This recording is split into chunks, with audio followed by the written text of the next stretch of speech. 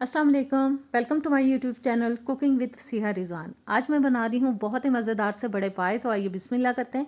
सबसे पहले जी pressure cooker ले लिया, इसके अंदर हम 2 बड़े पाए डाल देंगे, जिसको मैंने अच्छी तरह से पहले धो लिया है। 2 डाल देंगे तेज़पात, 2 जाएंगी मोटी इलायचियाँ, 4-5 अदद लौंग, 2-3 स्टार स्पाइस यानी कि बादियान के फूल, आधा प्याज रफली काट के डाल दिया है, 1 टीस्पून जाएगा नमक।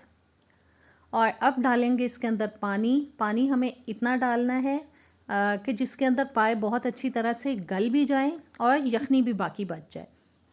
2 बोल मैंने भर के इसके अंदर पानी के डाल दिए हैं। और अब जाएगी जी लाल मिर्च, जो कि मैं ले रही हूँ आधा टीस्पून।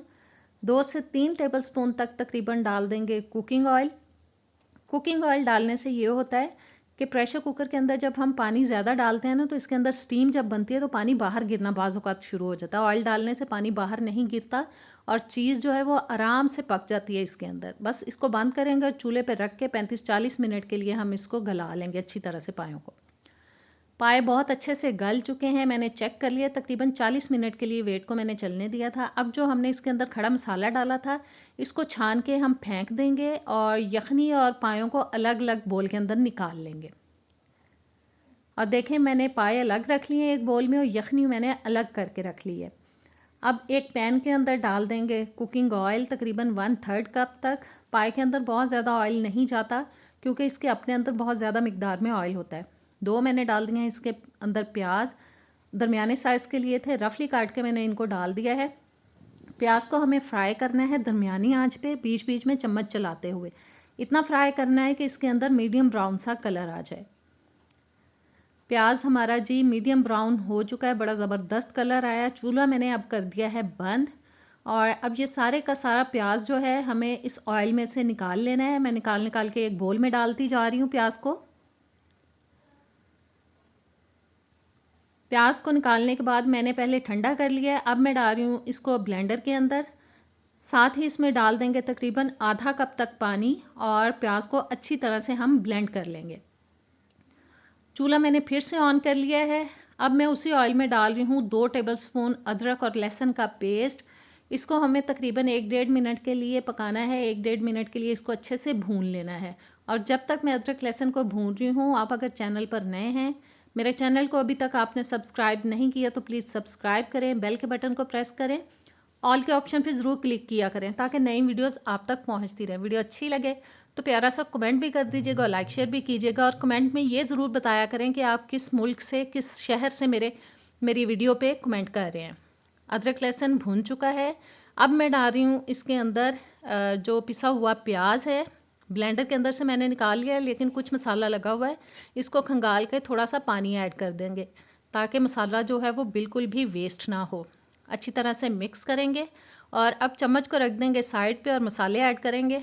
नमक डाल देंगे हस्बे ज़ायका अपने घर के टेस्ट के हिसाब से, लेकिन इस बात को जहन में रखिएगा कि 1 टीस्पून हमने यखनी में भी डाला था।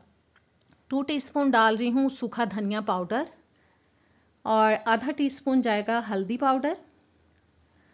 और लाल मिर्च में डाल रही हूँ 1.5 टीस्पून तक, क्योंकि आधा टीस्पून हमने डाली थी यखनी के अंदर। शोरबे वाली हांडी के अंदर जो मिर्च है वो थोड़ी कम ही रखनी चाहिए क्योंकि बहुत ज़्यादा फील होती है।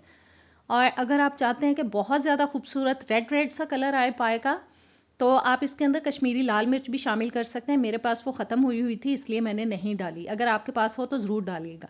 मसाले को मैंने इतना भूना है कि उसके अंदर से ऑयल निकलना शुरू हो चुका है। अब मैं डाल रही हूँ इसके अंदर 1 कप दही, जिसको मैंने अच्छी तरह से फेंट लिया है। आँच मैंने बिल्कुल हल्की कर दी है क्योंकि दही को हमेशा हल्की आँच करके डाला जाता है। तेज़ आंच पे डालेंगे तो इसके अंदर एक अजीब सी गुठली बन जाती है जो सालन के अंदर दिखने में बहुत बुरी लगती है। बस इसको अब हमें मिक्स करते हुए पकाना है दही को। दही देखें थोड़ा सा पकना शुरू हो चुका है, लेकिन अच्छा सा बॉयल आ जाए इसके अंदर, हम वेट करते हैं। दही में बॉयल आ चुका है। अब 1 टीस्पून तक मैंने तकरीबन सूखी मेथी ले ली है, इसको अच्छे से मसल के डाल दिया। इसका बहुत अच्छा टेस्ट आता है इसके अंदर। और अब हमें इसको इतना पकाना है कि अच्छा सा ऑयल निकलना शुरू हो जाए और दही का पानी बिल्कुल ड्राई हो जाए। बस बीच बीच में हिलाते हुए हम पका लेंगे। और देखें जी पानी तकरीबन खुश्क हो चुका है। मैं मसाले को थोड़ा सा भून लूँगी।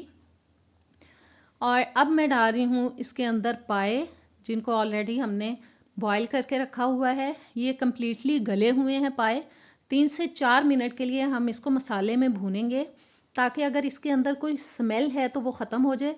वैसे जब हम बॉयल करते हैं ना पायों को, तो इसके अंदर कोई भी स्मेल नहीं रहती, लेकिन एहतियातन मैं भून रही हूँ कि बिल्कुल भी इसके अंदर कोई स्मेल ना रहे, और जब हम खाएं तो खाने का मज़ा आए, कोई ये ना कहे कि इसके अंदर से स्मेल आ रही है। बस 3-4 मिनट के लिए मैंने इसको अच्छी तरह से भून लिया है, बिल्कुल स्मेल नहीं आ रही। अब मैं डाल रही हूँ जी इसके अंदर यखनी, और मुझे जितना शोरबा बनाना है उस हिसाब से यखनी मुझे कम लग रही है, इसलिए इसमें मैं थोड़ा सा पानी और ऐड करूँगी।